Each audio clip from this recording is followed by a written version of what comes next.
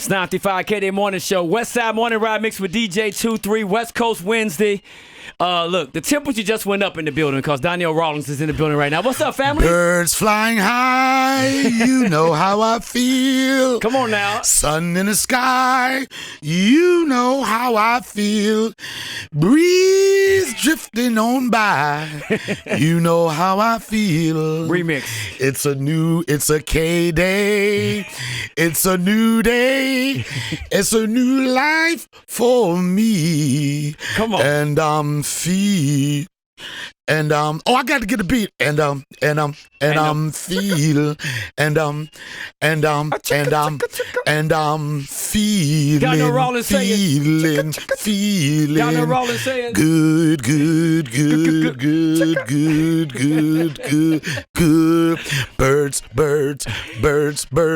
Birds flying high. You know how I feel. Drift in the sky. You know how I feel. Feeling yourself, come on. Breeze lifting by. You know how I feel. It's a papusa. It's a new day. It's a lotion day for me. Donnell Rawlings hanging out the KD Morning Show. Let me tell you something. I'm going to the studio, son. Cut that record ASAP. Let's go. You came here a couple months ago, bro. Uh-huh. You were hanging out with Brown Bag at 6 Power 106. I didn't know you was here. After you left, I cursed everyone out in the building. I almost got fired. I said, how you not going to bring him in here to me? You know why? Why? Because Latinos steal. Too soon? This is going to be your last day on this show, son. We just talk behind the scenes. You're nobody in radio until you've been fired 3 times. Well, today's your day. Please don't tell me that. No, they don't steal. That was just a joke. Well, no, wait a minute. Hold on. I'm going back. Okay. Can we bring that music back down? Yeah. All the way down. Okay. I'm not apologizing. I do not subscribe to cancel culture. You want to come see me? Come see me at Irvine Comedy Club this weekend. I am unedited. I'm unfiltered. And I'm not doing what they want me to do. Romeo, don't make me change. Never. You will never change. That. He said what he said, KD Nation. Of course, you're going to be at the Improv all weekend long. Yes, sir. Get your laugh on. Make sure you go and hang out with him. Now, I got to talk about a particular moment. All right, I'm going to go back to it. You had to do chocolate sundaes the night that Kobe passed away. Uh-huh. I saw that video, and the way you navigated through that 8 or 9 minutes was genius. But I know it was on emotions, bro. It was. First of all, how did you even manage to still go out and do comedy? Because therapy, everybody has therapy some kind of way. Mental health is real right now, right? Mm-hmm. In comics, that's our therapy. That's our therapy session, and the audience makes us feel good. And also, we like to engage people. And our job is to make people laugh in the toughest times. And I knew that was going to be toughest time, especially in L.A. Yeah. Now, if I was in New York or one thing, because so many people hated him, they'd be like, yeah, whatever. I mean, he was the greatest. So I won't say that would have been the case, but especially in L.A. Yeah. And I realized that, there are people at the comedy club. So there's people out there that are going out for some reason. And it was something that was on everybody's mind. So I'm saying to myself, how can I, and not to make a joke about it, because one of my biggest phrases is, a joke can be too soon, but it never can be too soon for a funny observation. And the point I made with that joke was, the way he went out, it was very tragic. But the story on what he was doing when he went out meant a lot to me. In that joke, I said, it was a different story. He was being a dad girl. What did they call it? Dad girl? A girl dad? A girl dad. Mm-hmm. He was with his daughter. He was enjoying that part of his life. And it's so tragic that happened. But he was doing some family stuff. And the joke was, now, if I was on that helicopter, it might have been a different story. They'd be like, Ashley Larry had his pants down. That knob was getting topped off, and everything was going into the propellers. That was different. And you know what? And it was tough. Yeah. Because when I did it, I like to let my comedy stand for itself in that moment. Yeah. I don't want people to be like, have my stuff all over the place. I want you to feel how special it feels to be in a comedy club. So when they posted it, I had some reservations. I was like, don't put that because I don't want, because the headline. Yeah. Clickbait is, some people get turned off. Mm-hmm. And I was like, I don't want that. People to think that I was clowning that situation. Whatever. You were not. But then when I looked at the comments and stuff, which you're not supposed to do, but I did, I was like, people understood what I was doing and they get it. It's just it's a tough line. It is. But I walk it in a way where people can get it. And they know I wasn't disrespecting Kobe. I wasn't disrespecting his family or anything. So no, and everybody can do what you did. And I was watching it like on pins and needles, like, yo, like where's he going with this? Yeah. And then I fell deep into it because, you know, I'm old dad too. You know what I'm saying? Right. So I can relate to that old part. Old dads stand up, son. Come on, dog. They gonna start hating we out here. Yo, y'all better get these old dads. We ain't got time to be in the streets no more. No, man. We doing drop off, ice cream. Come on, man. Yo, I'm telling you, know the beauty of having a granddad and a dad and the same dad? Come on. Come on. We don't try to deal with problems. I give my son candy for anything. Shut him up. Here go the candy. Nah, but it's a beautiful thing, man. It really is, man. So, and like I said, I have so much respect for you because of what you did at Chocolate Sundays that night. Shouts out to Pookie, of course. I've been back in the day when Chris Spencer was there. Yeah. But because we know what you did on Chappelle Show. It was epic. Yeah, it was. After seeing it in living color, we wondered could something similar to that be duplicated, and you guys took it and leveled up with it. But you know what people always say? I say, like, I think about every 15 to 20 years, there's another show that the world is waiting for. Agreed. You know, something that's like different from everything else. It doesn't subscribe to what you thought the rules were. Yep. In Living Color was that show. Flip Wilson's show was that show. Richard Pryor's show was that show. In Living Color was that show.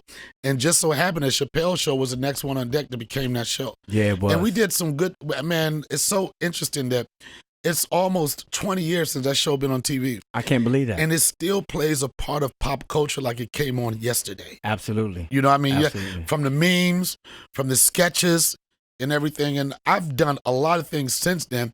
And people, you know, the haters be like this, oh yeah, he fell off since Chappelle Show. I'm sorry that I happened to be on a show that was part of history. It's not going to be another Chappelle Show.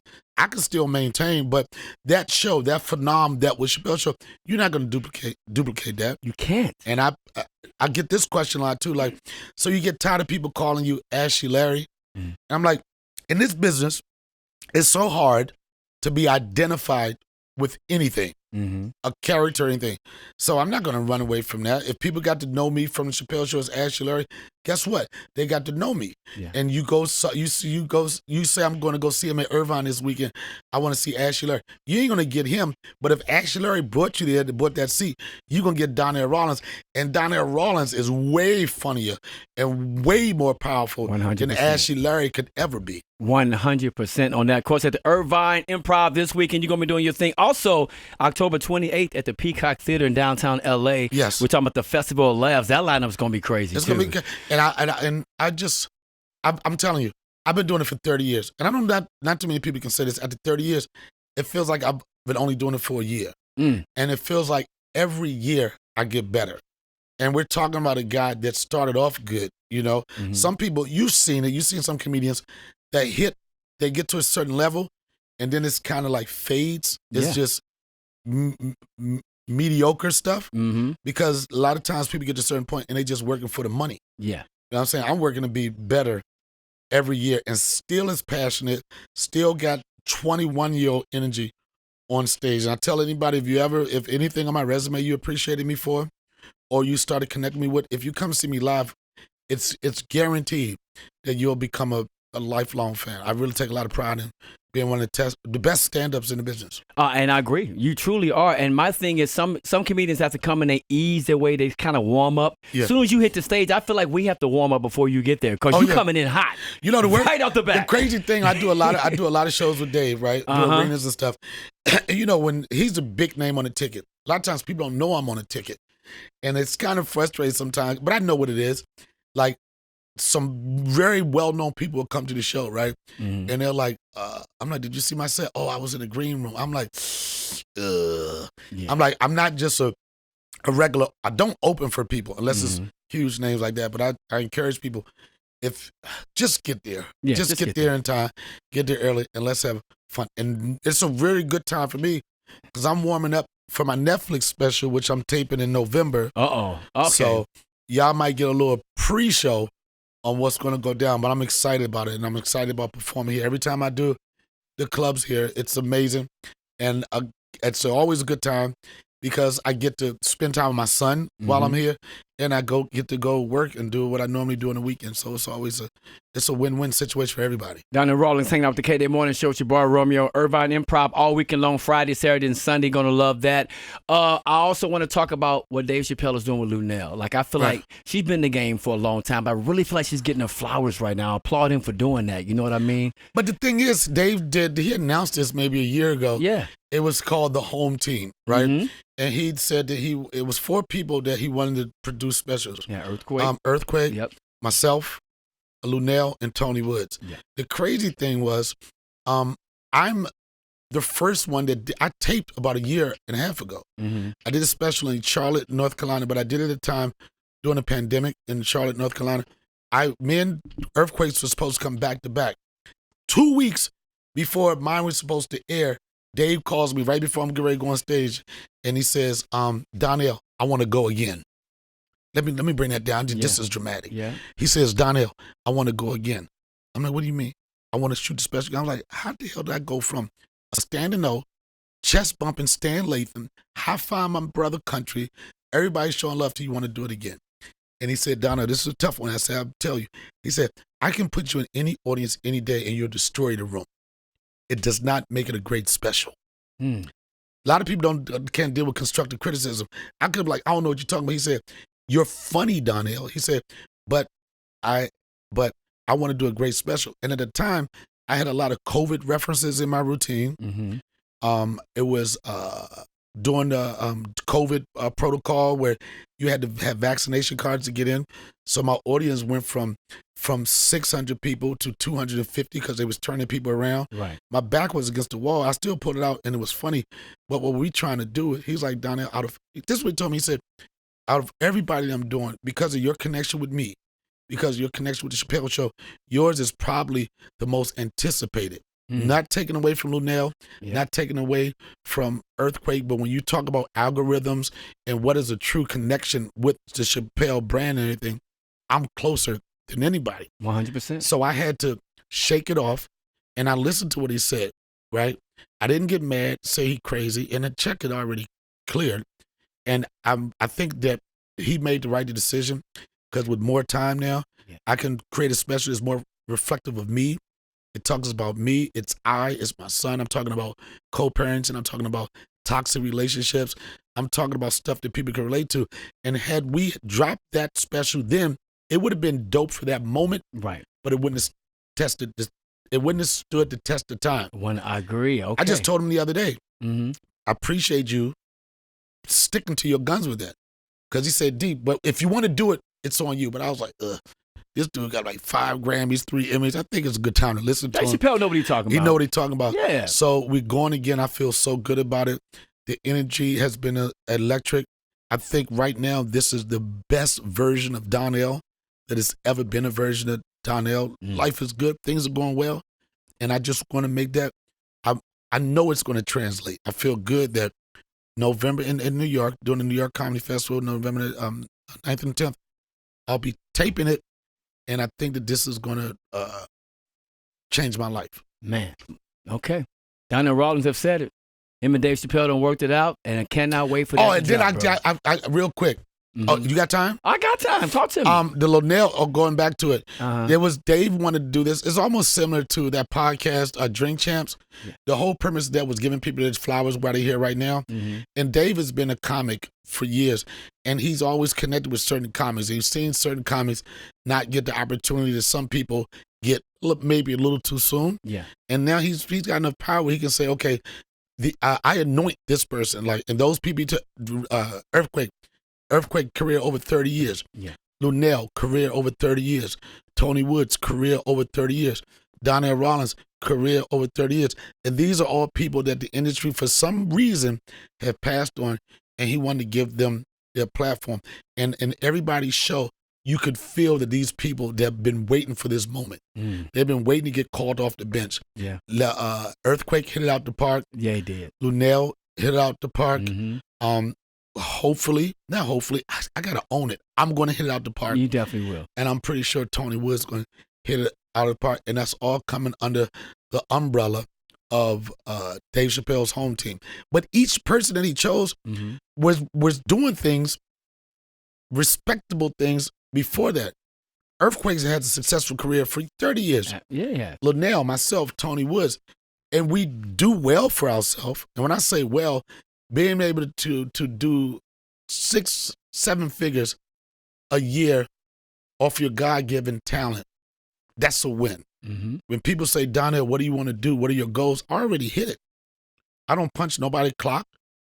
I work when I want to work. I control what I want to do. I'm in total control of what my future is. You know what I'm saying? So whether I get billions, whether I get all of these other crazy things, it don't matter. I've been able to be successful doing something I enjoy. You're rich on life, on the life that you live. And that's priceless right there, Donnell. I tell everybody, I mentor some people sometimes, and I tell people, if you're going to be in this business, first thing you got to be able to do is to be happy being broke. Because if you can't be happy being broke in entertainment, then you're going to be a very ornery person with a lot of mental issues. If you can enjoy that struggle, if you can enjoy the come up, that's going to be the beauty of it. And most part, when you're a successful person, you know a lot of successful people, right? Yeah. When you talk to those people, they don't ever, not too many of them talk about what I got. What they talk about is where I came from. All the time. That is what you remember, man. We drove 5 hours and the catalytic converter fell out. We had to go steal one, and then we had to hot wire. Those are stories that you relish, and those are stories that makes you feel good about where you are now. And the one I leaned on the most when I first moved out to LA, I was on the corner. I was from St. Louis. Okay. On the corner of Franklin and La Brea. It was 7 of us in a 1-bedroom, but that's what we had to do to survive. Right. You know, I had to go to Acapulco because they had the happy hour where if you buy a soda, you can go to the buffet bar. Right. That's how I ate for a year. But you felt good because you know why? Because you were like, this ain't going to be it. Yeah, This is right now. And you felt good. I remember when I first moved to New York from D.C., we used to get paid to do a spot like $20 or $25, right? Mm-hmm. And I was like this, I got grocery money for the rest of the week. Come on, man. And I used to get a 10-pound bag of potatoes for like 5-pound bag of potatoes for like $1.99. And the thing I loved about New York, I'm coming from the D.C. area, when you bought bologna and stuff like that, you had to buy it in the pack. Yeah. But in New York, you go to the deli, you would be like this, I want 57 cents of the smoked pepper turkey. And then sliced thin. And you got like 5 different joints. You get a wafer thing. You get a loaf of bread and some cheese.